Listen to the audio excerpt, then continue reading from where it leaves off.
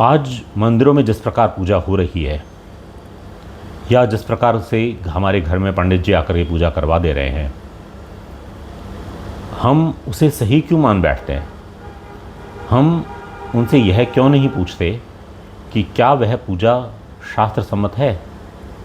क्या वो हमें वह शास्त्र दिखा सकते हैं कि इस विधि के हिसाब से, इस मेथड के हिसाब से वो पूजा कर रहे हैं?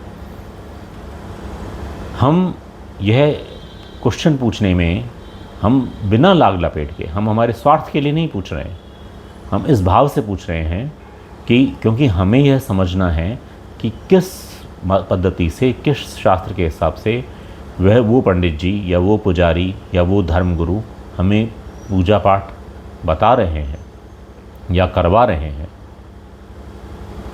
अगर वह ज्ञान नहीं है तो हम क्रॉस क्वेश्चन क्यों नहीं करते? हमारा हिंदू धर्म कभी ऐसा नहीं रहा, वह हिंदू धर्म कभी मुग़ल कालीन जैसा नहीं रहा कि मुग़लों ने कह दिया जो सही है वो सही है, हाँ जी, या इला इल्लल्लाह मोहम्मद रसूल।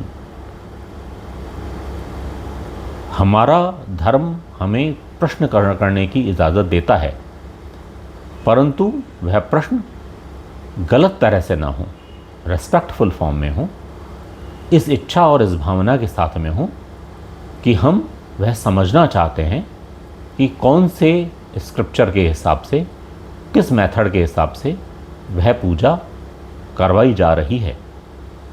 अगर हम वह मेथड, वह प्रोसीजर समझें और फिर उस समझ के साथ में अगर हम वह पूजा परफॉर्म करेंगे तो हमारी विश्वास, हमारी भावना plus right method plus right procedure, right framework के हिसाब से अगर हम करेंगे तो ज्ञान के साथ में अगर हम सही कर्म करेंगे, सही ज्ञान प्लस सही कर्म is equal to some result.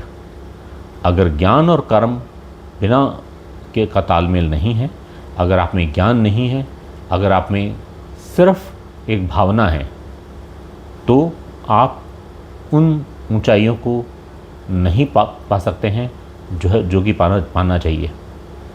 आपका मन कहीं और है, शरीर कहीं और है, आपकी चेतना ऊर्ध्वगामी नहीं हो रही है।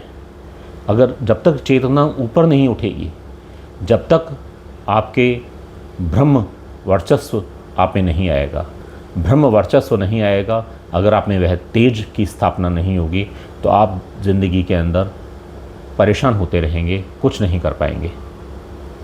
अगर आप चाहते हैं कि जो आपकी डेस्टिनी में, जो आपके प्रारब्ध में है, उसके अतिरिक्त भी आप कुछ कर पाएँ, तो सही मेथड, सही प्रोसीजर, सही भावना, सही भक्ति के हिसाब से आपको पूजा करनी होगी। यह है biggest rule of thumb. With that, जय हिंद, जय हिंदू, जय हिंदुत्व, जय हिंदुस्तान।